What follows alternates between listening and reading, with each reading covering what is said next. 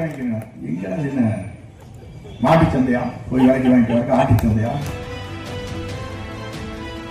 மதிமுக மாதிரி நாங்கள் நடத்தக்கூடாதா? நாங்கள் லீவு இருக்கேன்.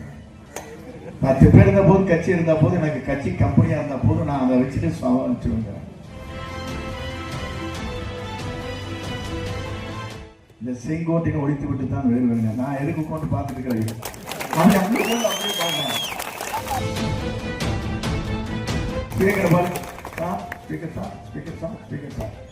அவர் அப்படியே அங்க பார்த்துட்டு இருக்காரு. இந்த ஆட்சி 6 மாதம் தான். நான் சொல்லுகிறேன், இன்றைக்கு ஆட்சி 6 மாதம் அல்ல. அவர் இருக்கும் வரை அவர்தான் தமிழ்நாட்டில் நிரந்தர முதலமைச்சர். சட்டமன்ற உறுப்பினரும் வேலைக்கு வாங்கிக்கிறேன். எங்க என்ன மாட்டு சந்தையா? போய் வேலைக்கு வாங்கிட்டு ஆட்டு சந்தையா? இருக்கிற சட்டமன்ற உறுப்பினரும் நம்முடைய தமிழக வெற்றி கழகத்துடைய தலைவர் எங்கே குதி என்றாலும் குதிப்பார்கள், எந்த இடம் என்று பார்க்க மாட்டார்கள். அந்த அளவுக்கு தான் அவர் தேர்வு செய்யப்பட்டிருக்கிறார். நீங்க மறந்து விடக்கூடாது.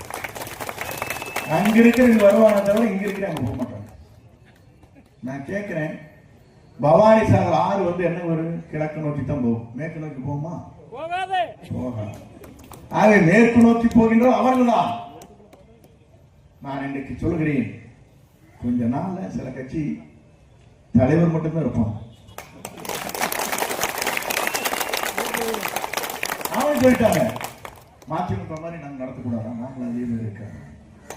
10 பேர் இருந்த போது, கட்சி இருந்த போது, எனக்கு கட்சி கம்பெனியா இருந்த போது நான் அதை வச்சுட்டு வச்சுருந்தேன். முதல்ல நினைச்சாங்க எதிர்கட்சியாவது வருவான்னு நினைச்சாங்க. எதிர்கட்சியும் பிடிக்கிட்டு விட்டீங்க. நீங்க முடிக்கிறாங்க.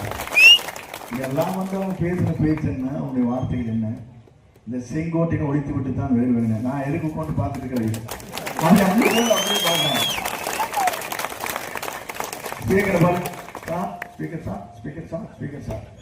அவர் அப்படியே அங்க பார்த்துட்டு இருக்காரு. இதுதான் நிலை. அங்க ஏன்னா நினைச்சிட்டு இருக்காங்க, ஒவ்வொருத்தர் கற்பனை உலகத்திலே இருக்கிறார். இந்த கற்பனை உலகத்தை தூள் தூள் செய்து காட்டியவர் நம்முடைய தமிழக வெற்றி கழகத்திலே தலைவர் தளபதி.